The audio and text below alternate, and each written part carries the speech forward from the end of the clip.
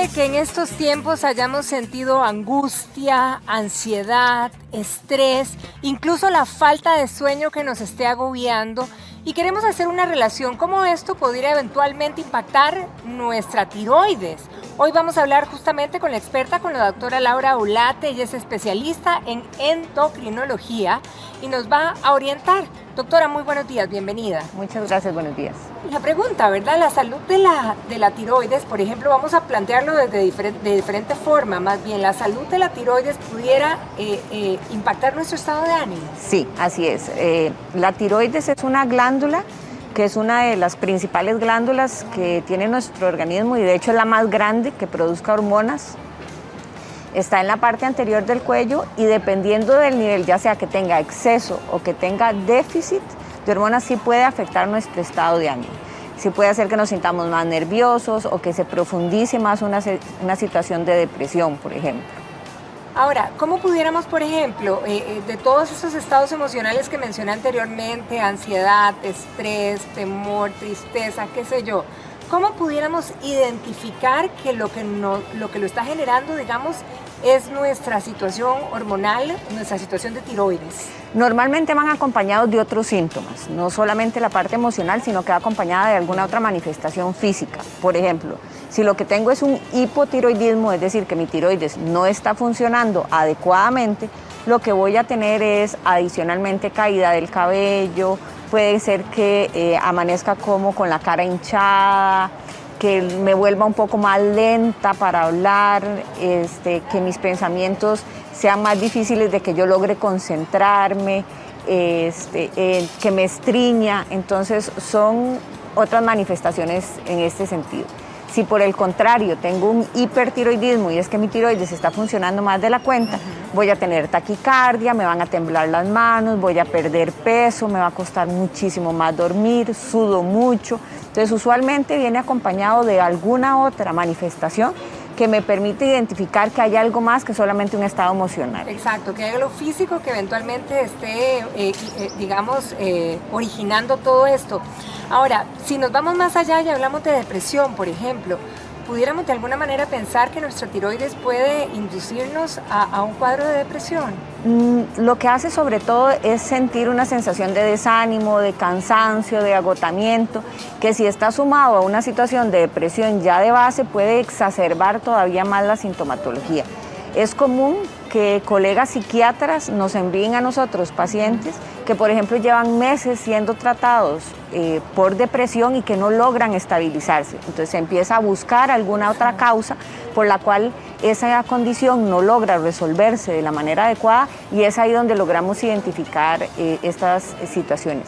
Sobre todo con el hipotiroidismo, porque los síntomas suelen ser tan poco específicos, digamos, ¿quién no se ha sentido cansado? ¿Quién no ha tenido problemas de sueño? Exacto, que son muy genéricos, Exactamente, se dan en un montón de situaciones. Exacto. Entonces tendremos la tendencia a normalizarlos. Entonces ahí es cuando uno dice, no, ya he hecho de todo y esto persiste, que debo buscar si hay alguna situación física que sea lo que no me está permitiendo sentirme bien. Ahora, si pudiéramos detectar o señalar más bien cómo pudiera ser el comportamiento del ser humano, ¿verdad?, en sus diferentes versiones cuando hay una disminución o más bien cuando hay un aumento, porque puede ser el hiper o hipo, ¿verdad?, de nuestras hormonas. Digamos, como le decía, la identificación va a ser principalmente la parte física y la historia del paciente.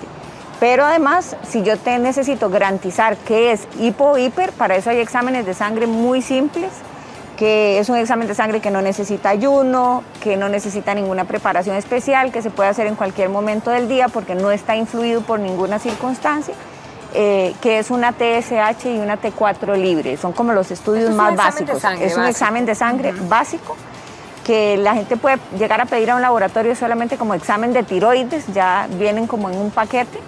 Y ya eso es suficiente para que cualquier médico pueda identificar si un paciente está en hipo o está en hiper. Ya después, una vez identificadas ambas condiciones, sí hay que hilar un poco más fino para poder identificar qué está causando ese hipo o qué está causando ese hiper, porque dependiendo de eso va a ser el tratamiento. La falta de sueño, que no la mencionamos, también pudiera ser causa de alguna de las dos situaciones. De hipertiroidismo. Los pacientes con hipertiroidismo suelen tener muchas dificultades para dormir. Los hipo más bien pasan durmiendo todo el día. Entonces, sí es sobre todo el hiper el que se caracteriza por tener insomnio. Ahora, doctora, si ya, digamos, llegamos a un punto en que me hice los exámenes, en que se detectó, ¿verdad? Y se hizo el diagnóstico certero, ¿cómo proceden los tratamientos, digamos, para las dos situaciones diferentes? El hipotiroidismo es muy fácil de tratar realmente, porque como es una deficiencia de la hormona, el tratamiento consiste en sustituir la hormona. Okay. Entonces realmente eso es bastante fácil, se calcula de acuerdo con el peso del paciente y así podemos tratarlo. Tomar la pastillita, que es lo que sustituye, digamos, la hormona que no está produciendo mi cuerpo. Exactamente. El hiper es más complicado, porque el hipertiroidismo puede ser por varias causas como tal. Entonces hay una que la más común es enfermedad de Graves, que es una condición autoinmune en donde el cuerpo produce anticuerpos que atacan la tiroides y la estimulan. Hay otro que se llama un bocio multinodular tóxico, que básicamente son nódulos que adquirieron la capacidad de perder el control de la liberación de hormonas y empiezan a liberar de forma constante. Hay otro que es un nódulo tóxico y hay otras condiciones que pueden hacerlo. Entonces, los tratamientos en estas condiciones, dependiendo del tipo, van desde tomar pastillas, pasando por darles yodo radioactivo, que consiste en quemar la tiroides, o incluso hay pacientes que o no son aptos para estas dos condiciones o hacen alguna reacción adversa a estas, entonces el tratamiento sería cirugía para retirar la tiroides y ahí pasarlos a un hipotiroidismo. O sea, pasarlos a hipo para nada más sustituir con una pastillita. Ahora, todos somos candidatos a la pastillita, digamos, si estamos en una situación de esas. Si es un hipotiroidismo, exacto, todos van a ser candidatos a la pastilla. Ahora, ¿desde qué edad aproximadamente se puede manifestar un hipotiroidismo? Hay recién nacidos con hipotiroidismo. ¿Recién nacidos? Sí, de hecho la primera prueba de tiroides nos la hacen en la prueba del talón.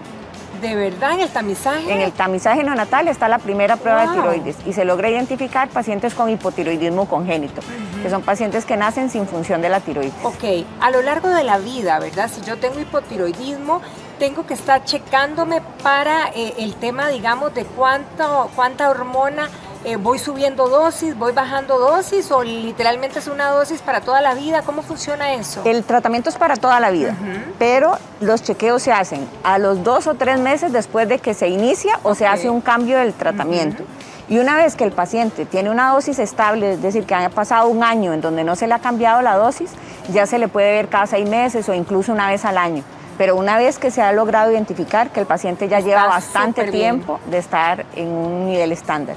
Importante es en el caso del hipotiroidismo, sobre todo en las mujeres en edad fértil, que lo ideal es que se chequeen su tiroides antes de iniciar el embarazo o en el primer momento de darse cuenta que están embarazadas. Porque los requerimientos aumentan y como no tengo una tiroides que responda, si no me ajustan el tratamiento... Puede ser que tenga que aumentar la dosis en ese caso. Lo más probable es que tenga que aumentar la dosis. ¿En género hay mayor cantidad de mujeres o hombres o ahí no hay ninguna diferencia cuando hablamos de tiroides? Es más frecuente en nosotras. Para variar. Para variar.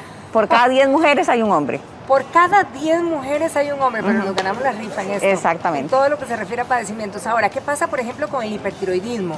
¿También puede aparecer desde recién nacidos o ahí se comporta diferente? Es un poco más raro, igual puede aparecer en etapas muy pequeñas, en niños, sin embargo sí suele ser muchísimo más raro.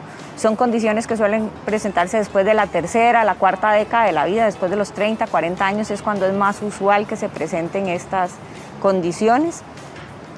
Igual que en el caso de cada persona de forma individual, habría que valorar qué es lo que la causa.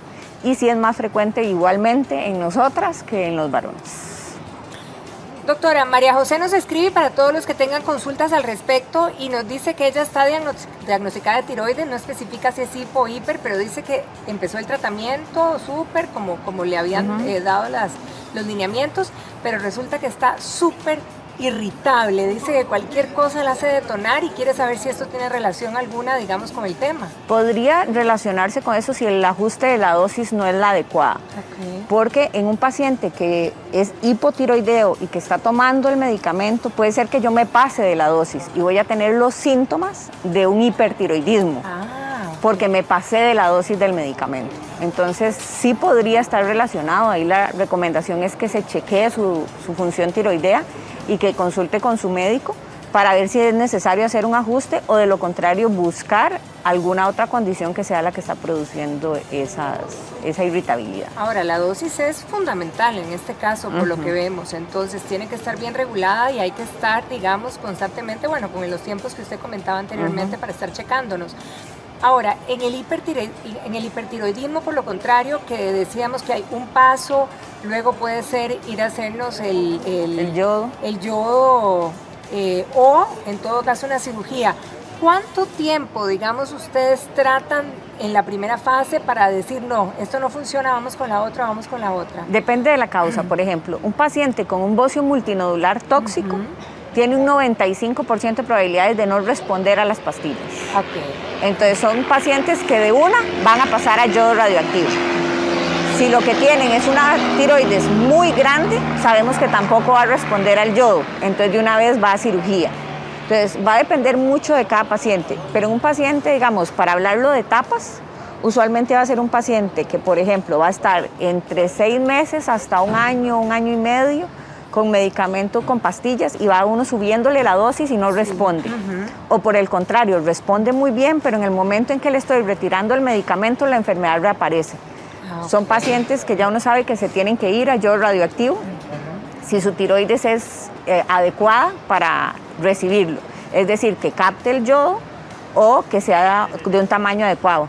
Si no, o si tiene alguna contraindicación, por ejemplo, una mujer embarazada con hipertiroidismo, no le puedo dar yodo, porque le quemo la tiroides al bebé. Sí. Ay, qué peligroso. Entonces no le puedo dar yodo, entonces una paciente si no responde a las pastillas, me tengo que ir directamente a la cirugía en una mujer embarazada. Entonces depende de la circunstancia. Operar a una mujer embarazada, sí, lo hemos hecho. No hay ningún problema. Sí, lo hemos hecho. Ahora, Viviana Reyes nos pregunta en este caso por su abuelita. Ella dice, ¿era su mamá o abuelita? Mamá, por la mamá, que dice que también está diagnosticada de tiroides, pero dice que ella tiene un permanente cansancio, una permanente somnolencia, que cómo pueden, ¿verdad?, animarla y energetizarla, que puede tomar algo más, o es un tema de la dosis también. Podría ser nuevamente un tema de la dosis y que esté submedicada. Sin embargo, en los adultos mayores es muy difícil poder determinar algo tan específico como es solamente lo de la tiroides, porque tenga un padecimiento de la tiroides. En ellos puede haber tantas circunstancias que es mejor hacer una valoración integral. Otras hormonas, anemia, situaciones incluso de depresión, como hablábamos inicialmente. Entonces, son tantas cosas y los adultos mayores se suelen manifestar de forma tan anormal comparado con el resto de la población, que es mejor hacerle una valoración completamente integral para poder identificar exactamente la causa. Ahora, doctora, digamos, las pruebas de las hormonas, a mí me queda clarísimo que usted bien dice que pueden ser desde edades muy tempranas, desde recién nacidos, pero entonces, pero digamos que el tema de las hormonas no está en el hemograma regular que se hace en una persona. ¿Cuál sería la recomendación? Porque muchas veces, como bien dijimos, hay muchos síntomas que se pudieran confundir con cualquier otra cosa o normalizar en nuestro organismo, lo cual no es correcto. Entonces, ¿cuándo deberíamos hacernos realmente la primera prueba de hormonas para estar tranquilos y seguros en el tema? En el caso de los niños, de las edades hasta adolescentes, los signos que deben llamar la atención son que empiezan a bajar el rendimiento escolar y que empiezan a quedarse chiquititos, entonces dejan de crecer, la velocidad de crecimiento empieza a bajar. De hecho, el hipotiroidismo es una causa de enanismo, entonces si ven que empieza a desacelerar la curva de crecimiento, son signos de alarma para intervenir. Ya en la edad adulta, quizás las manifestaciones son esas, algo de que un cansancio que no logro manejar de ninguna otra manera, una caída del cabello exagerada, si empiezo a hincharme o estreñirme demasiado, o si por el contrario empiezo a tener temblores, taquicardia, insomnio, pierdo peso, son como las manifestaciones más usuales en la edad adulta. Y por el contrario, en la edad más avanzada de los adultos mayores, sobre todo es apatía, pérdida de peso, esas sensaciones de desánimo, son como los signos de alarma dependiendo de la etapa en la que estemos para ir a hacernos un examen. La otra situación es que si en mi familia hay enfermedad de la tiroides, es más probable que yo tenga enfermedad de la tiroides, entonces puedo hacerme un chequeo en cualquier momento, una vez al año, para poder identificar alguna anormalidad en ese momento en específico. Excelente, doctor Ulate, como siempre, muchísimas gracias por compartir con nosotros tanta información valiosa para conservar, ¿verdad?, nuestra salud así, al 100%. Muchísimas gracias. Que pasen feliz día. Igualmente, gracias a usted. Chicos,